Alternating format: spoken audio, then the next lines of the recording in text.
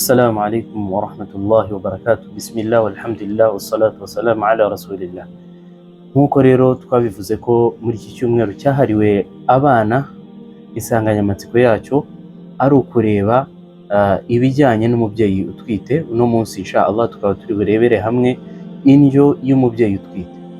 Umubyeyi utwite, buri muntu wese ni byiza ko arya indyo yuzuye, ariko by'umwihariko ku mubyeyi utwite biba ari ngombwa kugira ngo wa mwana uri mu nda abashe gukura neza ndetse abashe no kugira ubuzima buzira umuze mu gihe akiri mu nda. Dusaba Allah subhanahu wa ta'ala ko ababyeyi batwite Allah yarinda ibiri muri nyababyeyi zabo kugeza bavutse, akabashyiramo n'umugisha. Twatangiye rero ku biryo bifite intungamubiri ikungahaye, ishobora gufasha ababyeyi batwite kuba abana babo batungana ndetse n'imibiri yabo ubwabo igatungana ku bushobozi bw'Uwiteka Allah subhanahu wa ta'ala. Turatangira rero ku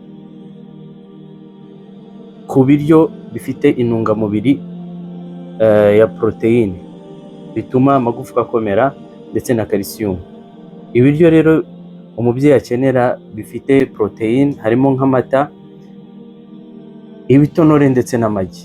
Ubwo ibyo rero umubyeyi utwite ibi bintu aba agomba kubyitaho: kunywa amata ndetse kurya ibishyimbo by'ibitonore, rimwe na rimwe kurya amagi.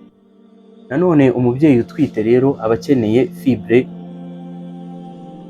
cyangwa se intungamubiri yitwa fibre, ariyo mu biryo bifite izo ntungamubiri harimo amashaza, imbuto ndetse na pome. Umubyeyi rero aba akeneye kurya ka pome, ayo mashaza ndetse n'imbuto zigiye zitandukanye. Ikindi umubyeyi akenera mu biryo ni ibiryo bifite intungamubiri yitwa selenium, harimo ubunyobwa n'agafi ndetse n'umwijima. Ubunyobwa n'agafi ndetse n'umwijima. Ikindi rero umubyeyi akenera utwite, akenera ibiryo bifite zinc, ibiryo bifite intungamubiri ikungahaye kuri zinc, ari byo shokora, agatungurusumu, ukarya ibiryo ugashyiramo na katungurusumu. Hanyuma umubyeyi nanone utwite akenera ibiryo birimo iron cyangwa se birimo fer. Muzareba koko ababyeyi batwite babura iyi ntungamubiri fer, ari nayo ibatera kuba barya ibitaka bigiye bitandukanye, cyangwa se umubiri wabo ukabategeka kurya ibintu birimo itaka, ikinonko.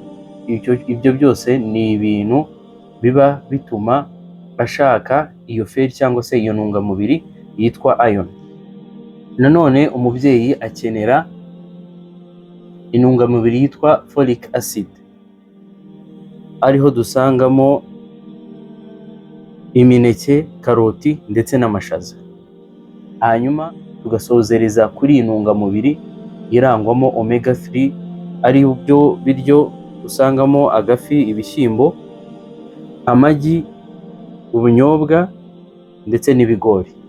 Ubw'ibyo rero umubyeyi utwite aba agomba kurangwa n'ibyo biryo bigiye bitandukanye kugira ngo bigende bimufasha mu gukura k'umwana neza, ndetse nawe ubwe abashe kugira imbaraga zo gukora iki, zo kubasha kwakira uburemere ndetse no kugira ubwirinzi bw'indwara zigiye zitandukanye. Tukazakomeza rero ubutaha. Wassalamu alaikum wa rahmatullahi wa barakatuh.